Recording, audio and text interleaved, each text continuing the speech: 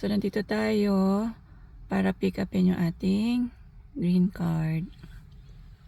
Let's go. So, ito yung menu nila. So, it's either magbabayad ka ng $20 or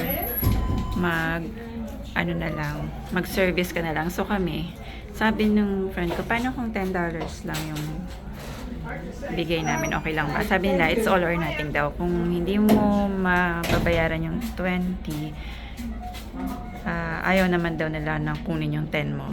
So, mag-service na lang. So, kami, ang service na ginawa namin, nag-ano kami, linis ng table, nag-make ng yung pinalitan yung sapin, yan, nagwalis, binalik namin yung mga kinainan namin sa kusina, ganyan. Ganun lang, pinunasan yung mga ginamit namin. Tapos, sinet up lang ulit yung table. Ganun lang. Tapos, you're welcome to come back. So, parang, talagang gusto nila mag-service ka na lang. Parang ganun. Because they do it for charitable work. So, dito, pwedeng kumain yung mga nagpa-pantry. 1 or 7 minutes. $20 for dessert, appetizer, and main course. Tapos, pag wala daw pambayad, pwede mag-service. Or kahit magkano lang ibayad mo, pwede rin.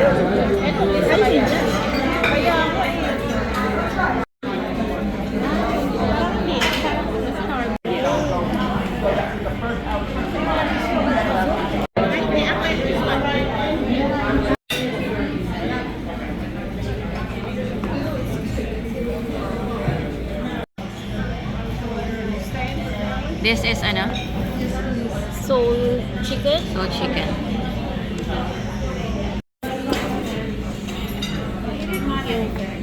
So, ito yung isa namin nakuha sa People's Pantry today. We also got this. Also this. Also eggs. Of course, di mawawala yung tuna and mac and cheese. Then pasta. Tsaka yung cereals. Ito, may bago ding cereals na binigay. Chicken again. Dito ako natuwa eh. Oh. Sa fresh tilapia fillet. May pa-butter din. And mga whole wheat bread. Ito rin nakakatuwa oh. May pa-asparagus.